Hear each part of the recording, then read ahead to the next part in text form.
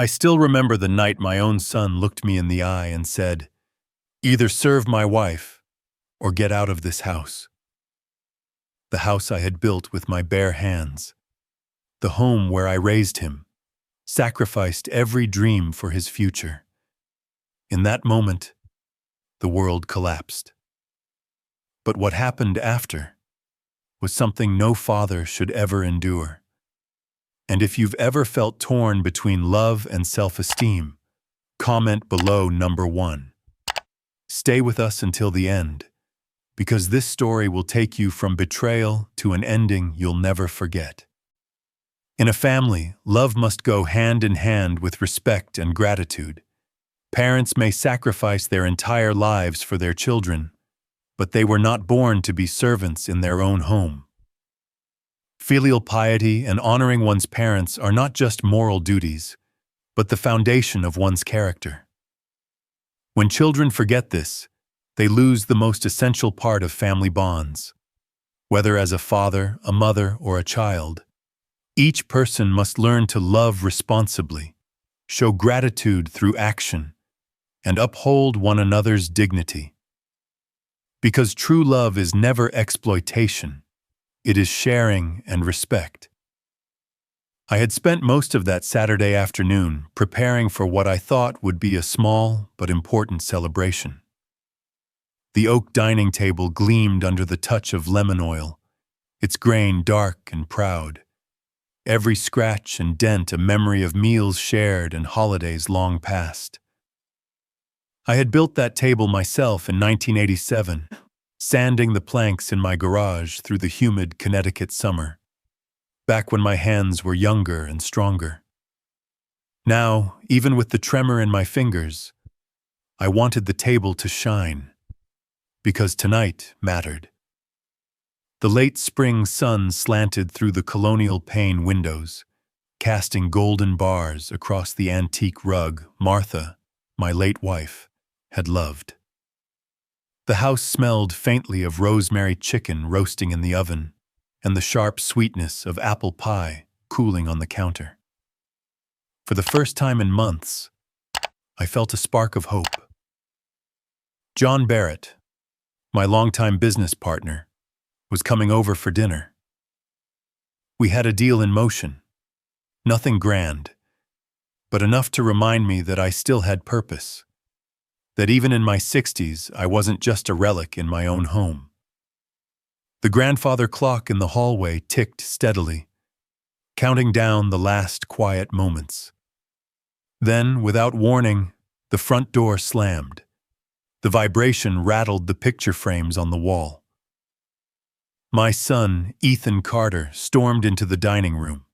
His cheeks were flushed, his jaw set hard, and his voice, when it came, was sharp enough to slice through the evening like broken glass. "Dad," he snapped, pointing toward the kitchen where Claire's laughter floated faintly. "You either serve my wife tonight, or you get out of her house." For a second, I thought I'd misheard him. My own son, the boy whose diapers I once changed under the flickering light of this very kitchen, now stood before me like a stranger.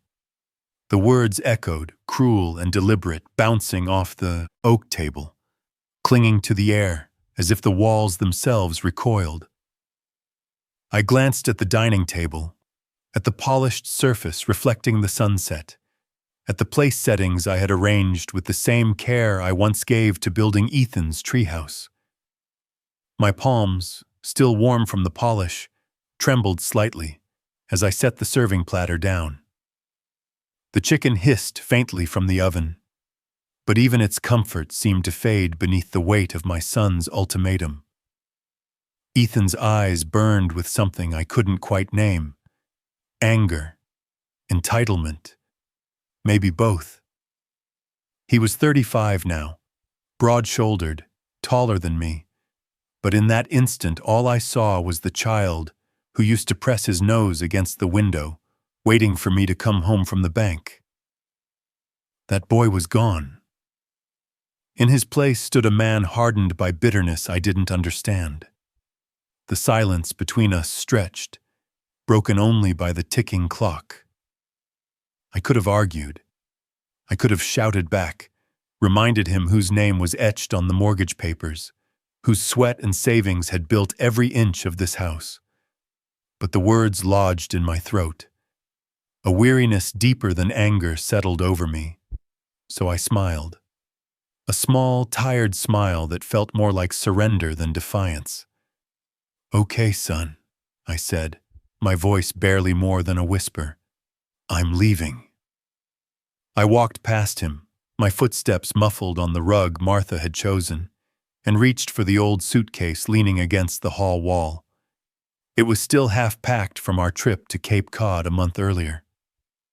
My fingers curled around the handle, and I felt the weight of more than just clothes inside.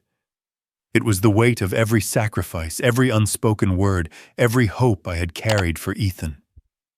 I didn't look back. The sun dipped lower, staining the living room in shades of amber and shadow. Behind me, the house that had once been my sanctuary stood silent, its walls heavy with betrayal. I stepped out the front door into the cool Connecticut evening, the suitcase rolling behind me, the last echoes of my son's ultimatum still ringing in my ears. As I walked down the stone steps of the porch, suitcase in hand, the cool air of the Connecticut evening wrapped around me. The driveway stretched out like an empty corridor, silent except for the distant chirping of crickets. My heart felt heavy, and yet in the stillness, memories rose unbidden, clawing their way through the fog of the present. It wasn't always like this. Ethan wasn't always this cruel, this entitled. Once upon a time, he had been the center of my world. I remember the winter of 1990, when a snowstorm cut the power for 3 days. Ethan was barely 6 then, his cheeks flushed pink from the cold.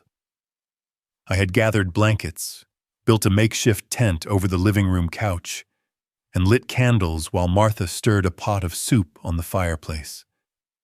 Ethan had giggled as the shadows danced on the wall, his small hands clutching mine as though I could keep the whole world at bay.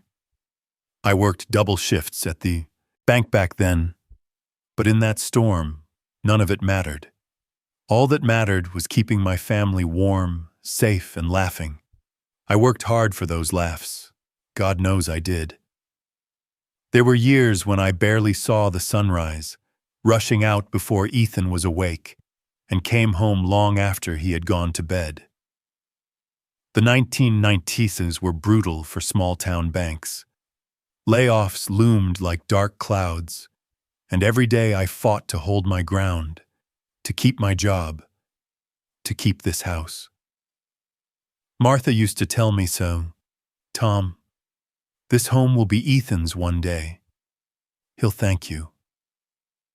And I believed her. I believed that the hours of exhaustion, the missed ball games, the tired eyes in family pictures, they were all investments in his future. By the time Ethan reached high school, the sacrifices had piled so high that I barely noticed my own exhaustion.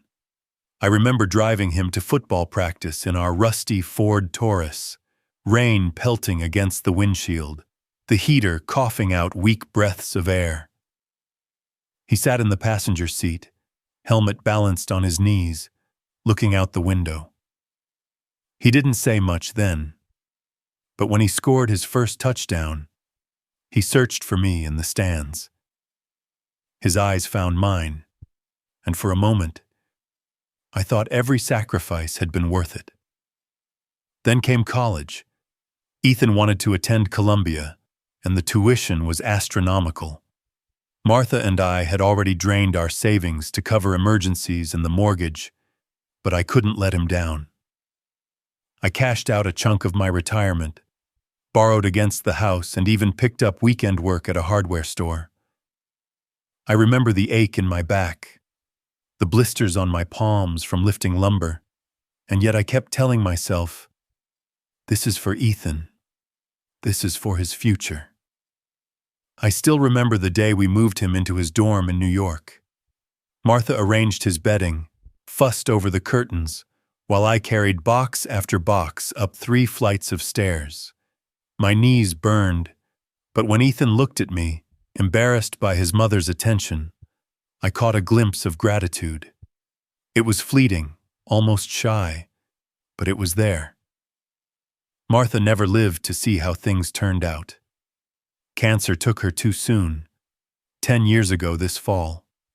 In those last days at the hospital, she squeezed my hand and whispered, "Take care of Ethan. He'll need you." I promised her I would. Even when grief hollowed me out, even when the house felt unbearably empty, I carried that promise like a sacred vow. But what Martha couldn't have known, what I refused to believe, was how the years would change him. After he married Claire, the distance between us widened. She was charming at first, polite, even affectionate. But slowly, I noticed how she began to insert herself into decisions about the house, about my finances, about traditions Martha had held dear. Claire wanted modern furniture instead of the old oak pieces I had made, expensive cars in the driveway instead of the reliable Ford I still drove.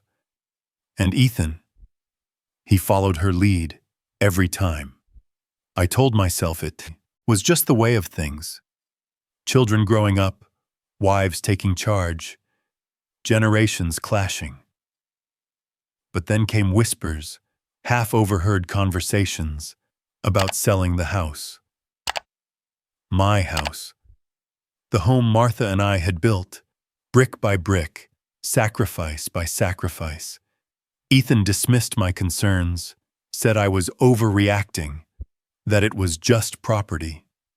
But it wasn't just property.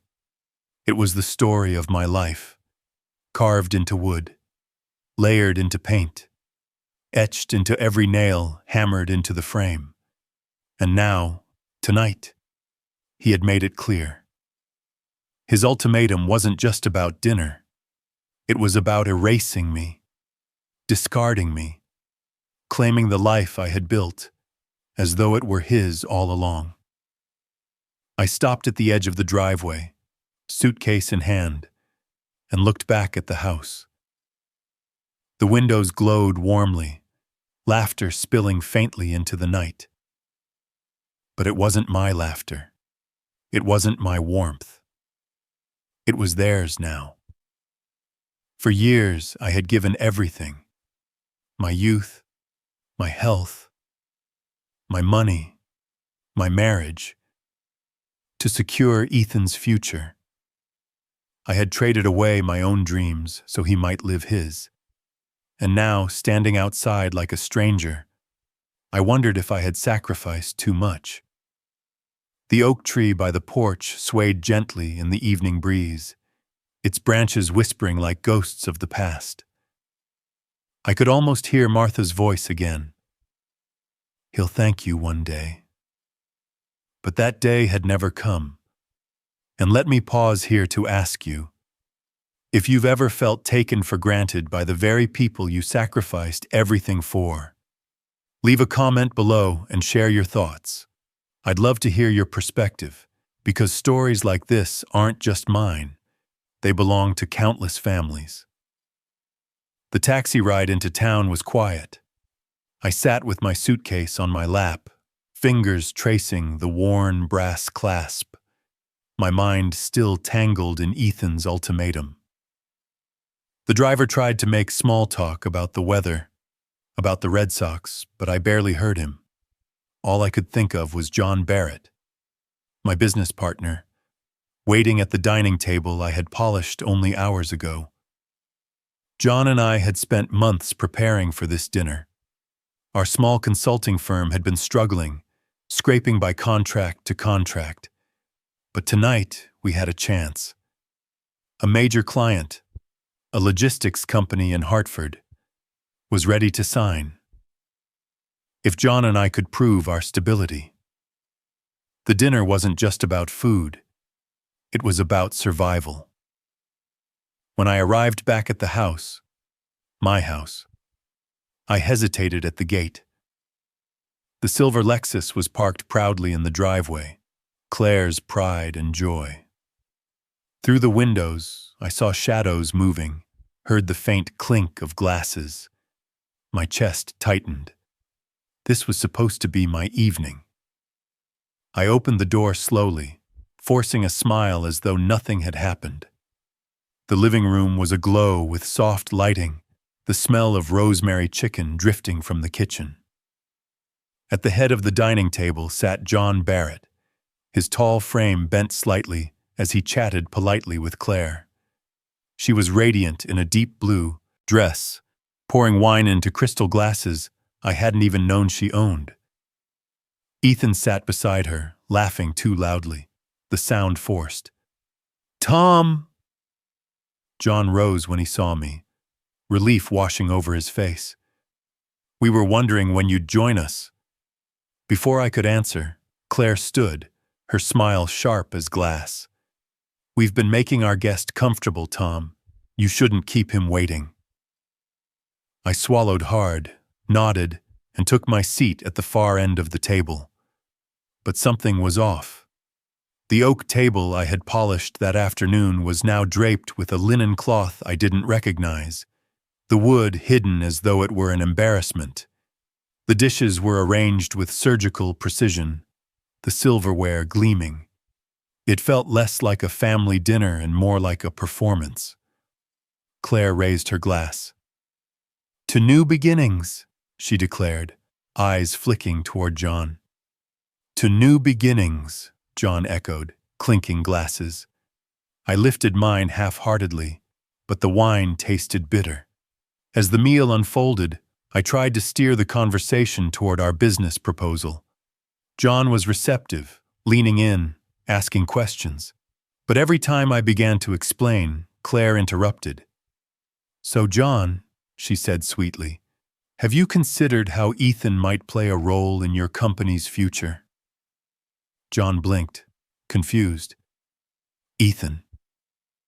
"Yes," she continued, her tone smooth as silk. "You know, Ethan has such a sharp mind for finance.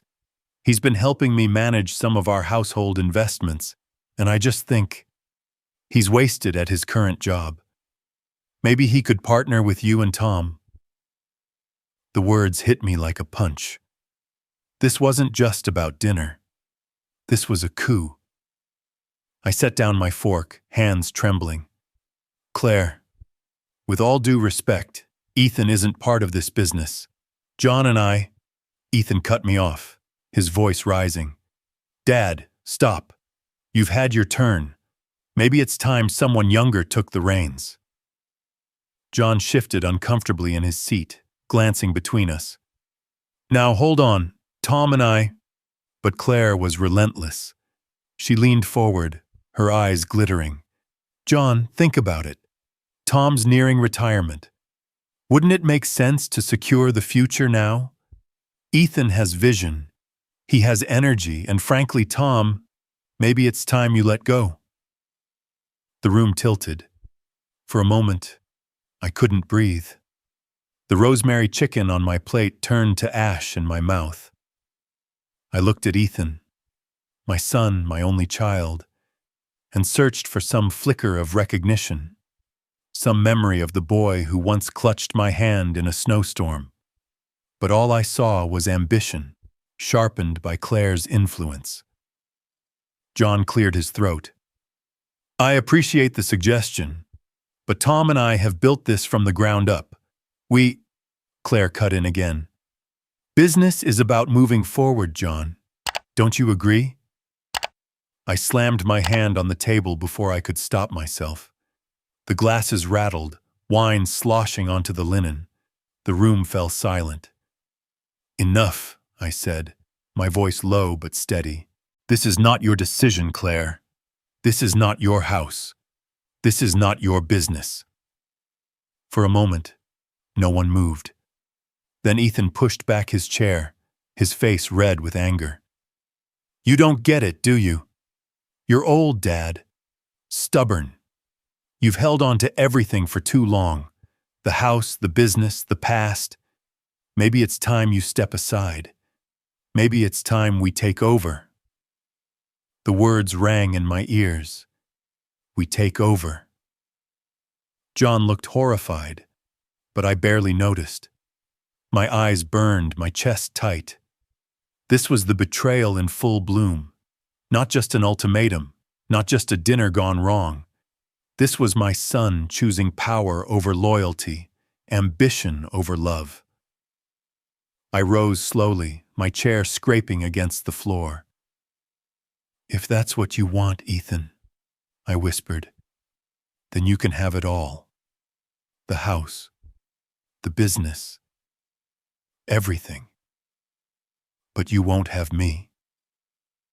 I picked up my suitcase, the same one I had carried out hours earlier, and walked toward the door. Behind me I heard Claire's smug silence, Ethan's uneven breathing, John's stunned protest. But I didn't look back. The night air hit me like a baptism, cold and cleansing. I stepped off the porch, leaving behind not just a house but a lifetime. And as the door closed behind me, muffling the laughter and arguments within, I realized the real betrayal wasn't tonight. It had been building for years, hidden under layers of sacrifice, until finally it erupted at this table. The oak table I had built with my own hands, now hidden beneath a cloth, as though it were something to be ashamed of. The motel smelled faintly of bleach and loneliness, the kind of place where the carpet never quite dries after cleaning, where the humming neon sign outside your window keeps you awake through the night. Room 7 at the Maple Inn became my refuge, my exile, and my punishment all at once. I laid the suitcase on the bed, the same suitcase I had carried like a shield all evening, and opened it. Inside were a few shirts, socks, and the sweater Claire had given me one Christmas, still smelling faintly of pine and cinnamon. I almost laughed at the irony. The only warmth I had now came from her gift. The first night, I didn't sleep. I kept replaying Ethan's words in my head. "You're old, Dad. Maybe it's time you step aside." They sliced deeper than any betrayal in business or friendship ever had. A son's rejection. It hollowed you out from the inside, left you wandering in a fog of questions with no answers. The next morning, I walked aimlessly down Main Street. The shops were opening, the bakery filling the air with the smell of fresh bread, children clutching their parents' hands on the way to school. I watched them with a strange detachment, as if I were already invisible. Fathers bent down to tie shoelaces. Mothers scolded gently about forgotten homework. Ordinary scenes, yet each one felt like a dagger. Had I failed as a father? Was there some moment years ago when I could have turned Ethan's path another way, toward kindness instead of cold ambition? Days turned into a blur. I ate at diners, scribbling on napkins while sipping burnt coffee. Sometimes I would take the bus to nowhere in particular, just to watch the world pass by. On one ride, I sat beside a veteran with a weathered face and trembling hands. He told me his son hadn't spoken to him in 15 years. "They think we're relics," he muttered, staring out the window. I didn't correct him. I just nodded, because his pain mirrored mine too closely. At night, the motel walls pressed in tighter. The phone never rang. John sent one message. "Where are you, Tom? We need to talk." But I couldn't bring myself to answer. What was left to say? The business was slipping. My family was gone. Pride kept me silent, even as loneliness gnawed at me. One evening, I wandered into a small bar tucked between a laundromat and a pawn shop. The bartender, a woman in her 50s with tired eyes, poured me a whiskey without asking. "First one's on the house," she said softly. as if she'd seen my kind before. And maybe she had. Men carrying suitcases filled with regrets instead of clothes. I nursed the drink slowly, staring at the amber liquid. Around me, laughter and music filled the air, but I felt like a ghost at the edge of someone else's party. The bartender eventually leaned over. "Bad day?" she asked. "Bad life," I murmured before I could stop myself. She didn't pry. She just topped off my glass and left me with my thoughts. Nights like that blurred together. Sometimes I'd walk along the harbor, watching boats sway against their ropes. The water reflected the moonlight, a reminder of constancy in a world where everything else shifted beneath my feet. I thought about Claire's words, about Ethan's cold stare, about the oak table hidden under that white cloth. Each memory weighed heavier than the suitcase I dragged behind me. One Sunday morning, I wandered into a small church. The pews creaked beneath my weight as I sat at the back, unnoticed. The pastor spoke about forgiveness, about prodigal sons and returning home. I almost laughed out loud. What if the prodigal son never returned? What if the father was the one cast out instead? The hymns rose like smoke, curling into the rafters, but I felt no comfort. I slipped out before the final prayer, ashamed of my bitterness yet unable to let it go. By the second week, I had stopped checking the motel phone. I had stopped caring about the consulting contracts. My world had shrunk to the size of a suitcase, a bar stool, and a lonely bed. Yet somewhere deep down, beneath the ache and the anger, a faint ember still glowed. Perhaps it was hope. Perhaps it was stubbornness. On a gray Tuesday afternoon, as rain streaked the motel window, I wrote a single line on a scrap of paper. I am more than what they cast aside. It wasn't much, but it was the first thing I had written in weeks that didn't sound like despair. And as I stared at the words, I realized the journey of being lost was not just about wandering streets and sleeping in motels. It was about confronting the silence inside me, the silence left when family turns away, when a home becomes someone else's stage. I didn't know where I was going next, but I knew I couldn't stay in room 7 forever. The rain had stopped by the time I left the motel that afternoon. Puddles glittered like broken mirrors on the sidewalk, reflecting pieces of sky. For the first time in weeks, I didn't feel the weight of the suitcase quite as heavily in my hand. Perhaps it was exhaustion, or perhaps it was that single sentence I had scrawled days ago. I am more than what they cast aside. I wandered into a small coffee shop at the corner of Main and Willow. It wasn't much, just a handful of tables, a chalkboard menu, and the smell of freshly ground beans. I ordered the cheapest cup they had and sat near the window, watching people come and go. That's when she approached me. "Mind if I sit?" Her voice was gentle, almost musical. She was in her late 60s, with silver hair pulled into a bun and a canvas bag slung over her shoulder. Before I could answer, she had already placed her tea on the table and settled across from me. "I see you here often," she said. "You always sit by yourself." I smiled awkwardly. "I guess I don't make the best company." She tilted her head. "Sometimes that's when you need company the most." Her name was Margaret, a retired schoolteacher, widow. She told me how her husband had passed 5 years ago and how silence filled the house like an unwelcome tenant. "But you learn to live with it," she said, sipping her tea.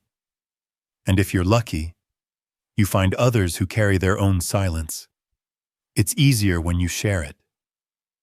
For reasons I still don't understand, I found myself telling her a piece of my story. Not all of it, just enough. She didn't interrupt. She didn't offer advice. She simply listened. And in that listening, I felt lighter, as if the burden had shifted slightly off my shoulders. The next day, I returned to the cafe.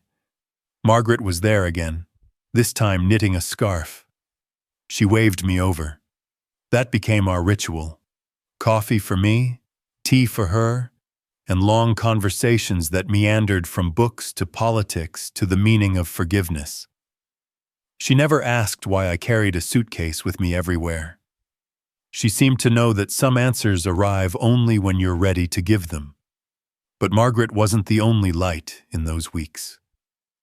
One evening, while walking back from the cafe, I passed the harbor where a group of teenagers were unloading supplies from a van. Curious, I stopped. A young man noticed me lingering and called out, "You want to give us a hand, sir?" I hesitated but nodded. We carried boxes of canned food and blankets into a small shelter by the docks. Inside, the air buzzed with laughter and clatter. Volunteers bustled about, preparing meals for the homeless. One of them, a college girl with freckles and paint-stained hands, handed me an apron. "Welcome to the crew," she said with a grin. That night, I ladled soup into bowls, handed out bread, and listened to stories far more tragic than mine. A man who had lost everything to addiction. A mother fleeing abuse with her 2 children. A veteran sleeping under the bridge because his family had long stopped waiting for him. Each story carved a new hollow in my chest. But strangely, it also filled me with perspective, with humility, with a strange sense of belonging. When the evening wound down, the young man who first invited me clapped me on the shoulder. "Come back tomorrow if you'd like. We can always use an extra hand." And so I did. Day by day, the shelter became another kind of home. The faces were different, but the pain was familiar. Yet in that shared brokenness, I discovered something unexpected: resilience. These strangers, who had less than I did, still found ways to smile, to sing, to cling to hope. One Friday evening, after we'd cleaned up, the freckled girl handed me a paper cup of hot chocolate. "You're good at this," she said. "Helping people. You should stick around." Her words stayed with me as I walked back to the motel. Maybe she was right. Maybe in giving to others, I could rebuild some part of myself. That night, I didn't drink alone at the bar. I didn't lie awake staring at the ceiling. Instead, I thought about Margaret with her tea and knitting, the college kids at the shelter, the man who thanked me for a bowl of soup as if it were gold. They were strangers, yet somehow they had given me back a sliver of faith in humanity, faith I thought Ethan and Claire had stolen forever. The world had cast me out, but in the cracks of exile I found unexpected light. For the first time in a long while I felt it again. Not just survival, but purpose. The October wind carried a sharpness that cut through my coat as I walked along the shoreline. The waves slapped against the rocks with a steady rhythm, as if nature itself were reminding me of time's relentless march. Each step crunched over fallen leaves, brittle and golden. It had been nearly 3 months since Ethan had thrown me out. 3 months of motels, coffee shops, and evenings at the shelter. I was surviving, yes. But in quiet moments, alone in that narrow bed, or standing in line at the laundromat, the silence still spoke his words back to me. Serve Claire, or leave. Why did it still hurt so much? I told myself I was stronger than that I'd built a life from nothing before. But the truth was, Beneath the layers of anger and resignation, I was just a father longing for the son who had shut the door on him. One night at the shelter, after most of the volunteers had gone, Margaret found me sitting with a cold cup of coffee. She sat down, placed her knitting aside, and looked straight into my eyes. "You're running, Henry," she said softly. "Not just from your son, but from yourself." I bristled. "I've faced enough. I've lost enough. What more do you expect me to face?" She didn't flinch. "The truth. Whatever it is you're not saying. Because until you do, you'll keep carrying it in circles." Her words lingered long after she left. That night, I couldn't sleep. I replayed my past, searching for the truths I'd buried.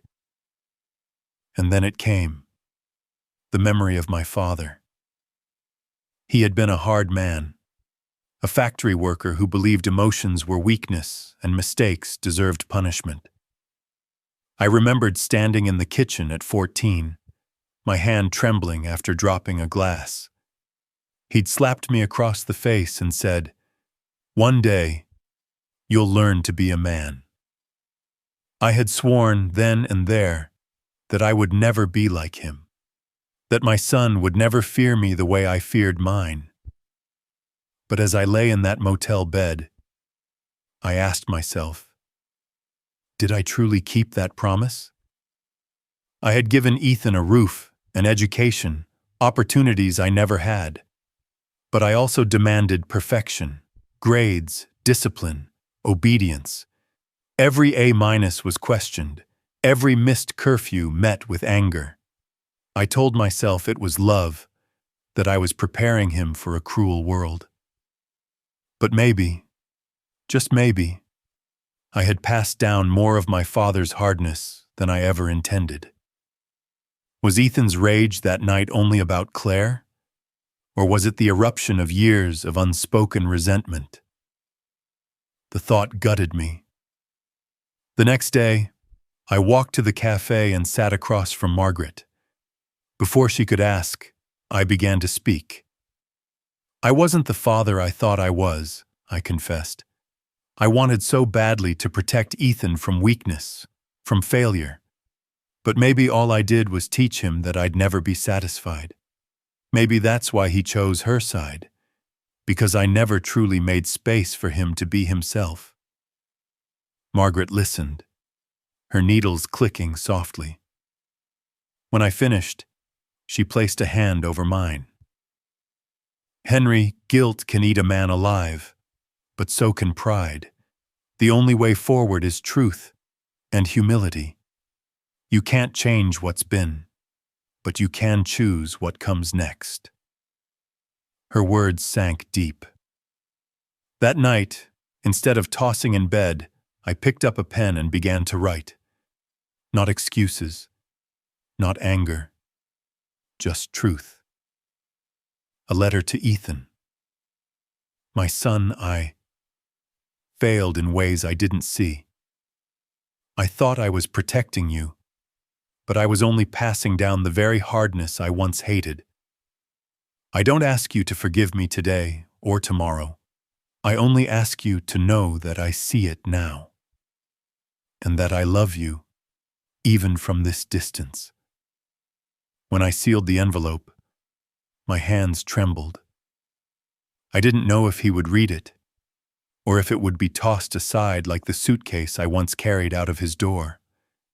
But sending it felt like lifting a stone I had carried for decades. A week later, I received no reply. And yet, I felt lighter. Because facing the truth wasn't about changing Ethan. It was about changing me. For the first time, I could look in the mirror without flinching.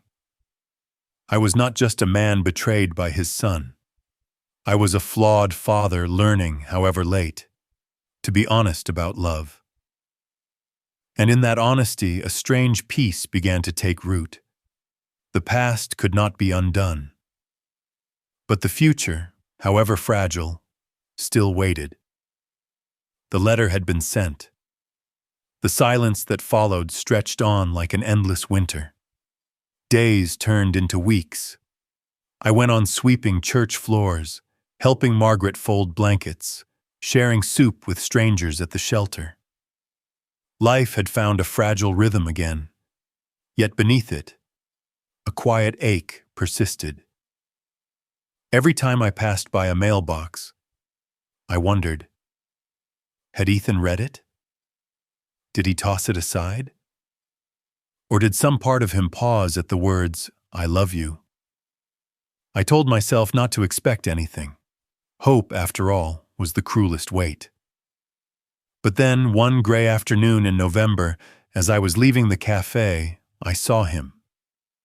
Ethan stood by the door, his shoulders hunched in a coat I didn't recognize.